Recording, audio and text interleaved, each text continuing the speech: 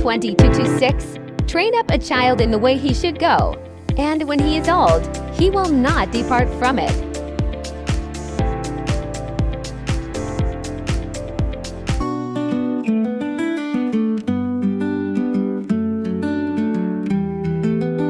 Isa sa pinaka-underrated but a very noble work we observe in the field of teaching and public service is Child Development Center Education. Dahil sa mababang standards ng kwalifikasyon ng mga guro at pasahod sa mga ito, maliit lang din ang pondo ng gobyerno para dito kumpara sa elementary, secondary at college education.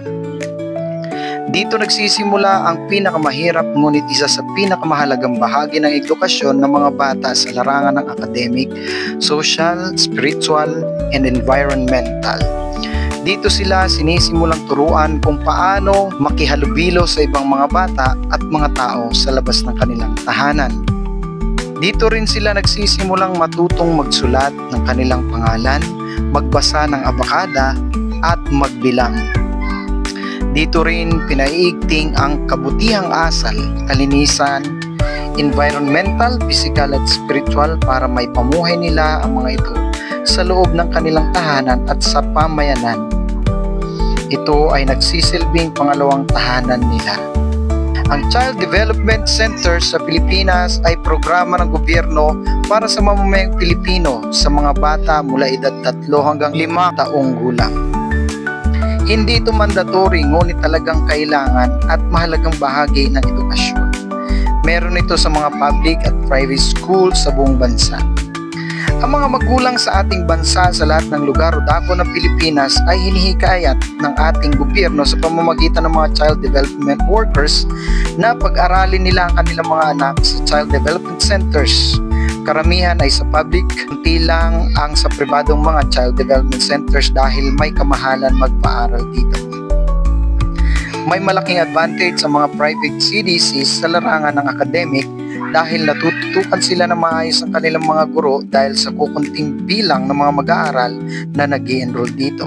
Ngunit malaki din naman ang advantage ng public schools kumpara sa private schools pagdating sa larangan ng socio-economic na aspeto ng edukasyon. Maraming estudyante at libre ang kanilang pag-aaral.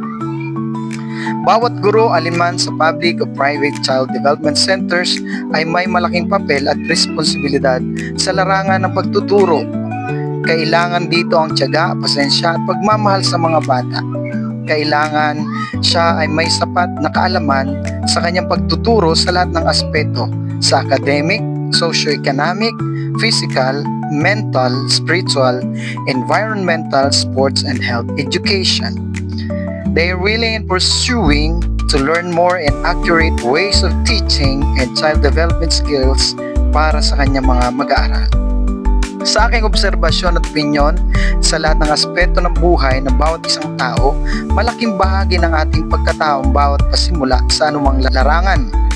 Ang anumang kaalaman mula sa ating pagkabata ay mabuti man o masama at yun ang ating dadalhin at ipamumuhay hanggang sa ating pagtanda. Kaya saludo ako sa mga guro ng Child Development Centers sa inyong tiyaga at pagsisikap na turuan ang aming mga anak. Kayo ang imahe ng ating bansa. Please learn more and always be a good model to our children. God bless you, child development workers.